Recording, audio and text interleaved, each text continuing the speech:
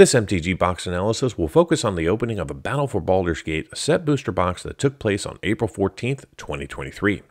We'll begin by comparing the cards that we saw in the box to the cards that were possible to obtain in a set booster pack. Then we'll examine set coverage, coverage by rarity, and duplication. To establish a baseline for value, we'll first analyze the value of the set, and then we'll break down the actual observed value in the box. Finally, we'll conclude with a summary. If you want to go deeper into the analysis and see all of the metrics for this box and at least 100 others, simply join the channel at the Give Me the Data level. Let's start things off with a comparison of the cards we were eligible to see versus the actual cards we saw in today's box. Using this chart, we can see the foils we observed in orange, the non-foils in green, and the set in gray as the baseline. In the non-foil space, we saw a very disproportionate distribution among the primary colors of Magic, with a variance of 23 cards between blacks 15 and blues 38. We also saw 33 non-foil showcase, 1 non-foil borderless, and 18 etched foils. In the foil space, we saw at least 1 foil in every single category except borderless. Moving into coverage, in the non-foil space, we saw 226 unique cards out of a possible 551 that we were eligible to see. This gave us 41% coverage of the set. Our highest coverage among the primary colors of Magic was in blue with 62% coverage. In the foil space, we saw 21 unique cards, which gave us enough for 4% coverage of the 469 cards we were eligible to see in foil. Our highest coverage among the primary colors of Magic was in black with 6% coverage. Pivoting to coverage by rarity, in the non-foil and etched foil space, we saw 54% of the commons we were eligible to see, along with 46% of the uncommons. We also saw 31 rares for 23% coverage and 4 mythics for 9% coverage. In the foil space, we saw 5% of the commons, 5% of the uncommons, plus 2 foil rares for 2% coverage. This means that we saw 33 rares and 4 mythics in these 18 packs, which is an average of just over 2 rares or mythics per pack. From a duplication standpoint, we only saw 20 non-foils and 1 etched foil card repeated 23 times for a box duplication rate of 9%.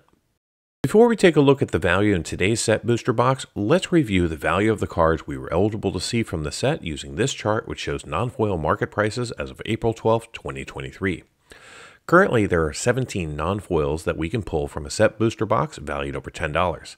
You've got the Displacer Kitten, Battle of Angels Tier, Minsc and Boo, plus a variety of ancient dragons, with the borderless Ancient Copper Dragon demanding just over $70 in market value. In set booster boxes, you can also find 11 cards valued between $5 and $10, and 35 cards valued between $1 and $5. The remaining 488 cards are currently valued less than $1.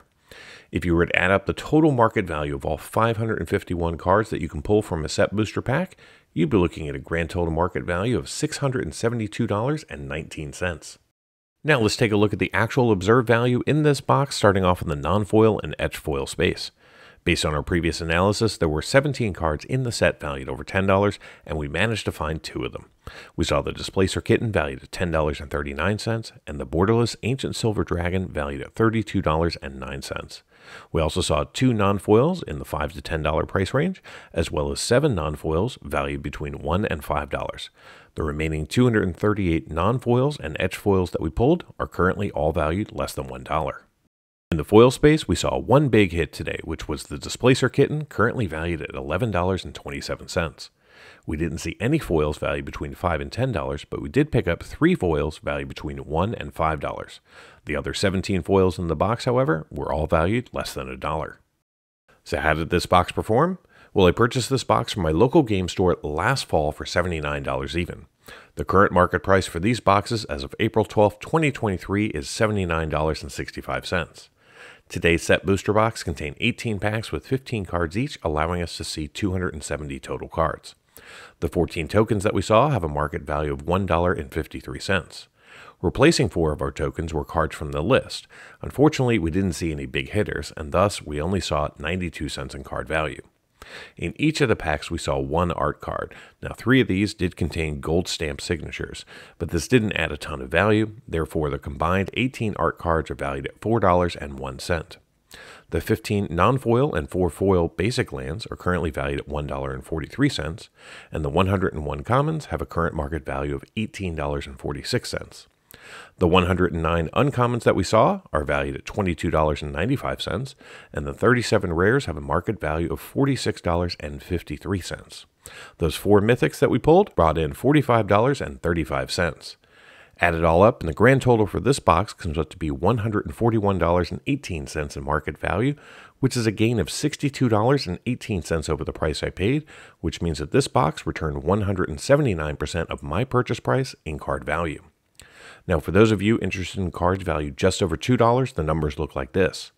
In total, we saw 10 cards valued over $2 in this box, and they have a current combined market value of $87.66, which means that those 10 cards represent 62% of the total box value and covered my cost for the box. Thank you so much for watching. I want to take a moment to give a special shout out to all of the channel members. Your support helps fund this operation and allows me to create the content that you all enjoy.